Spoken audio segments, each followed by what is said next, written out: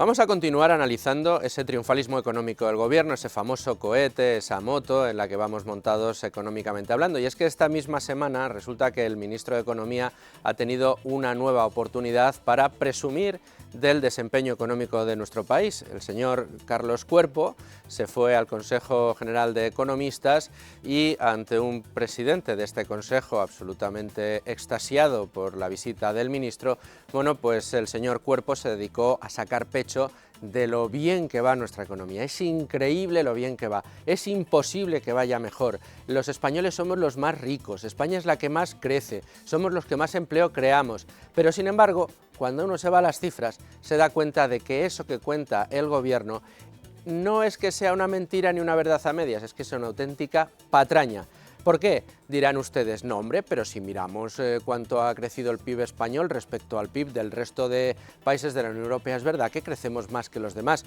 Hombre, solo en pandemia, en el trimestre en el que impactó la pandemia en España en 2020 tuvimos que, bueno, y el gobierno nos cerró absolutamente todo, caímos un 20%, en el conjunto del año un 17%, la mayor caída de la Unión Europea. No hemos sido capaces prácticamente de levantar cabeza desde entonces, y menos el año siguiente, ni el siguiente. Que en el año 2023 hayamos crecido por encima de la media de la Unión Europea solo responde a que los demás no solo cayeron menos, sino que durante estos años atrás han estado creciendo mucho más que nosotros. Por eso, si estamos tan abajo, al crecer un poquito, ya en porcentaje estamos creciendo más que los demás. ¿Significa esto que estamos mejor que los demás? No, seguimos estando infinitamente peor que nuestros hermanos europeos.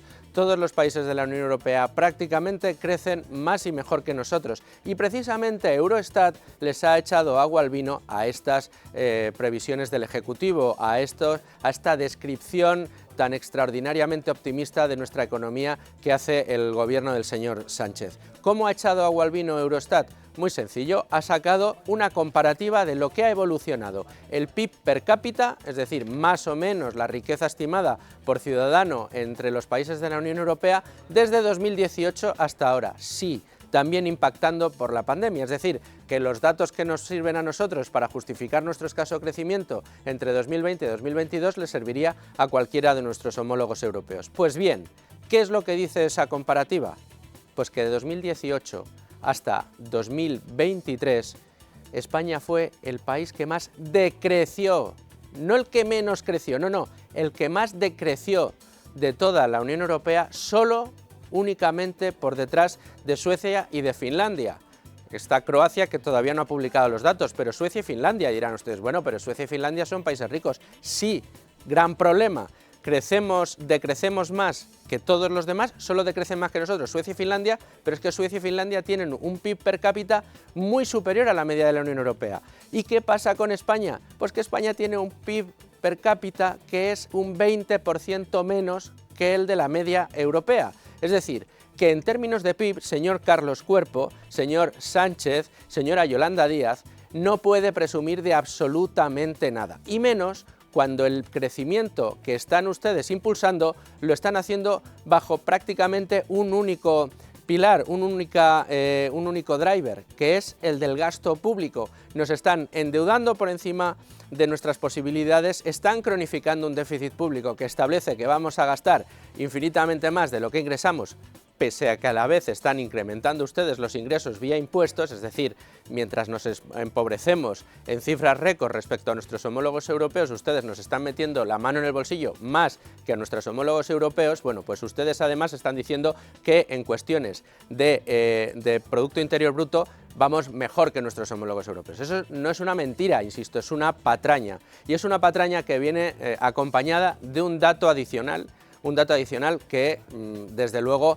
invita a la depresión. Miren, yo no estoy muy de acuerdo con la fórmula con la que Eurostat define a lo que llaman personas en riesgo de pobreza o personas en riesgo de exclusión social.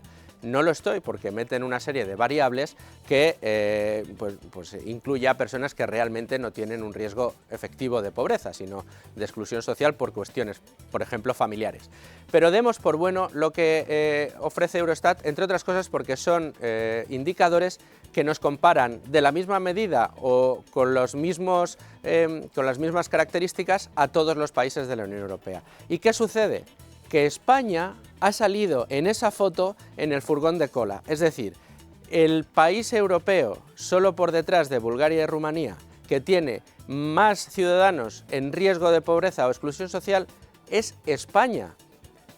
Ya no les voy a hablar en esta ocasión de los datos de empleo, que somos campeones europeos y campeones de la OCDE en paro, ni de la precariedad que estamos poniendo encima de la mesa, ni de cómo nos ha afectado a los españoles respecto a otros ciudadanos europeos la inflación, no, o de cómo nos están robando vía impuestos desde el Ministerio de Hacienda, no, solamente estas variables, el PIB per cápita y el problema de exclusión, riesgo de exclusión o pobreza entre los españoles respecto al resto de países europeos. Solamente con estas dos cifras, el gobierno no debería tener el rostro de decir que la economía española va como un cohete. Está muy lejos de ir como un cohete y ustedes, que no son capaces en muchas ocasiones de poder alquilar la vivienda que quisieran, ustedes que cada vez que van al supermercado saben que les cuesta cada vez más, ustedes que cada vez tienen más problemas para llegar a fin de mes, lo saben perfectamente. No es que la economía española vaya muy bien y a usted en concreto le vaya muy mal, es que en realidad nos va muy mal a todos y nos está yendo infinitamente mal durante estos últimos años, tanto que España, por mucho que el gobierno se empeñe en negarlo, está peor hoy de lo que estaba cuando llegó Sánchez a la Moncloa.